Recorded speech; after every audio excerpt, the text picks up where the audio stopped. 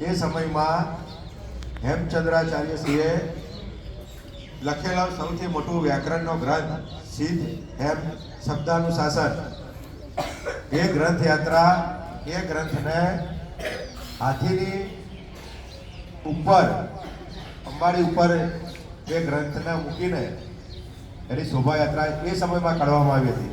અને પછી પ્રથમવાર ગુજરાતમાં આપણા ત્યાં 2 કિલોમીટરના દાયરામાં એ શોભા એવા જ ગ્રંથો, ભગવદ્ ગૌમંડળ, ભગવદ્ ગીતા, બીજા સાહિત્યના પુસ્તકો, એ તમામ ગ્રંથોનું ગઈકાલે બહુ જ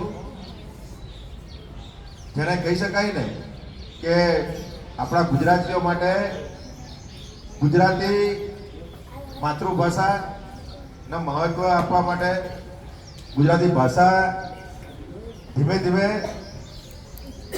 જે ગુમ, એક શબ્દ એવો વપરાય તો ગુમ થવા જઈ રહી છે, લુપ્ત, પણ અહીંયા શબ્દ એવો વપરાય છે ગુમ, બરાબર, ગુમ થવા જઈ રહી છે. લુપ્ત તો બહુ જ થઈ જાય, પણ ગુમ એટલે ખોવાઈ જાય. ગુમ થવું એટલે ખોવાઈ જવું. એટલે ક્યારેક ક્યારેક શું હોય કે ઘણા બધા શબ્દો એવા છે કે જે શબ્દો આપણે ગુજરાતીના અંગ્રેજી થઈ જ નથી શકતા. એવા શબ્દો આપણે શું છે, ગુમ થઈ ગયા. હજુ ગામડામાં, ગામની ભાષાઓમાં એવા શબ્દો, તળપદા શબ્દો વપરાય છે, એવા બધા શબ્દો. અને મોટા ભાગમાં ગુજરાતના મોટા ભાગના ગ્રામ્ય વિસ્તાર છે, શહેરી વિસ્તાર બહુ ઓછો છે, ટટ્ટાર બેસો બધા.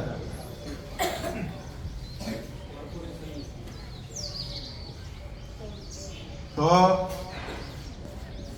એ ગુમ થયેલા શબ્દો હજુ પણ ગામડાઓમાં તો છે જ, પણ ઘણા બધા મા બાપોમાં એવું કહેલું છે કે અંગ્રેજીની મોહમાયામાં ગુજરાતીનો અભાવ ન હોવો જોઈએ, પણ બીજી બધી ભાષાનો પ્રભાવ પણ ન હોવો જોઈએ.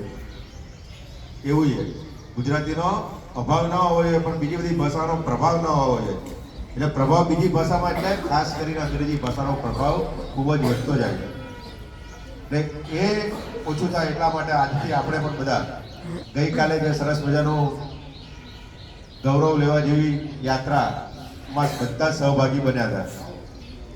એમાં સૌથી આપણે ગૌરવ લેવા જેવી જો વાત હોય ને, તો આપણી શાળાના જે સ્કાઉટ એન્ડ ગાઈડના બાળકો હતા ને, એ સ્કાઉટ એન્ડ ગાઈડના બાળકોને લીડ કરવાનો અવસર મળ્યો.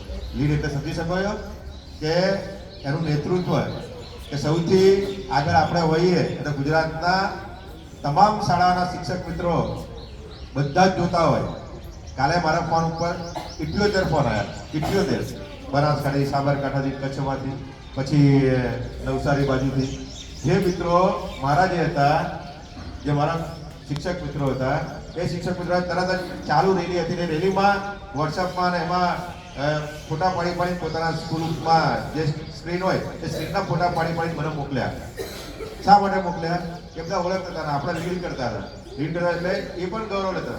મને તો ખાસ કાલેનો દિવસ એટલો બધો અંદરથી આપણે એમ થાય કે આટલું બધું આપણને ગૌરવ મળી શકે ખરું.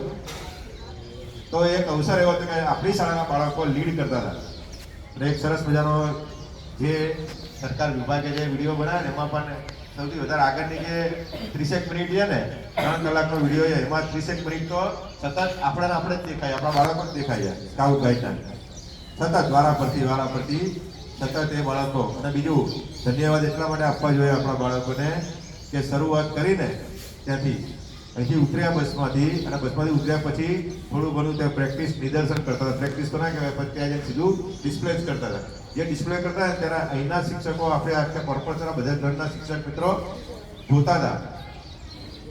આપણા ધોરણના ખાસ એટલા માટે કે આપણે આખા નગરમાં, અમદાવાદનું નગરમાં બધી જગ્યાએ પહેલો અવસર હતો કે ઉત્તર પશ્ચિમ ઝોનમાં આપણા પોતાના ઘરમાં આજે ડિસ્પ્લે કરવાનું. તો 23 જે આચાર્ય કરે, જે 23 આચાર્ય પણ મોંમાં આંગળા નાખી ગયા કે ગોતા ઉચિત પ્રાથમિક શાળાના સ્કાઉટ એન્ડ ગાઈડના બાળકો આટલું સરસ મજાનું ડિસ્પ્લે કરી શકાય. સરસ, બધાની નજર હતી, બધા ઇતરોને ચર્ચા કરતા. આપણા આચાર્ય સાહેબને કહેતા કે ખરેખર તમારી શાળાના બાળકો બહુ સરસ કરે એ ડિસ્પ્લે. અને પછી બીજી વાત, જ્યાંથી શરૂઆત કરીને ચાલવાની, ત્યાંથી લઈને 2 કિલોમીટર સુધી થાક્યા નથી.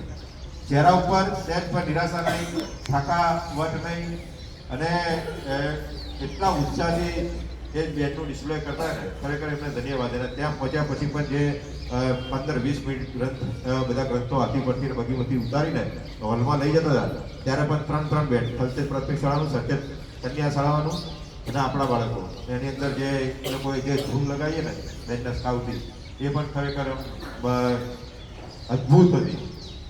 એટલે આ તાકાત છે બાળકોની અંદર રહેલી તાકાત. ક્યારે ખબર પડે કે જ્યારે ખરેખર એમને મેદાનમાં ઉતરીને પ્રદર્શન કરવાનું હોય ને એ જ સમયમાં. એટલે એ સરસ અવસર સહભાગી થવાનો બધાને જ મળ્યો. આપણા બધા શિક્ષક મિત્રો પણ ત્યાં હતા. ભાષાના શિક્ષક મિત્રો જે હતા હોલમાં, આપણા આદિતિબેન હોલમાં બેઠા હશે, કિંજલબેન પણ બેઠા હશે, બરાબર. વસીલાબેન જે છે, વસીલાબેન અહીંયા આપણી સ્કૂલમાં હતા. પણ જે ભાષાના શિક્ષક મિત્રો છે એ ભાષાના શિક્ષક મિત્રો હોલમાં એમને પણ સરસ મજાના જે કવિ, બાળ કવિઓ એને રોલ પ્લે કર્યો હતો એ બધું વિડીયોમાં છે. પણ તમે બધા પણ કદાચ જોવા નહીં મળ્યું હોય, સ્કૂલમાં હશો તો કદાચ જોવા મળ્યું હશે. પણ જે કવિઓ બન્યા હતા, લેખકો બન્યા હતા, એ પણ અદ્ભુત બન્યા હતા. આપણી સ્કૂલના જ આપણા જ બાળકો બહુ સરસ છે. એટલું સરસ કવિ નર્મદ હોય, કલાપી હોય કે બીજા કોઈ પણ લેખક કવિ હોય, એનું આબેહૂબ ચિત્ર, જે ફોટામાં જે ચિત્ર દેખાય કવિ કલાપી, એવું આબેહૂબ પાઘડી, એનો પહેરવેશ એવું જ પહેરીને એ સ્ટેજ ઉપર આવ્યા હતા. એટલે આવી અને તેના આપણા શિક્ષણ મંત્રી, માનનીય કેબિનેટ મંત્રી એવા કુબેરભાઈ ડિંડોર સાહેબ, રાજ્ય કક્ષાના એવા પાનસુરિયા સાહેબ, એ પણ આપણા સ્કાઉટ બેચથી પ્રભાવિત થયા. એમને પણ સરસ મજાના બાળકો સાથે હાથ મિલાવી પછી એમને સ્કૂલમાં અંદર પ્રવેશ કર્યો હતો. એટલે આ ગૌરવ છે.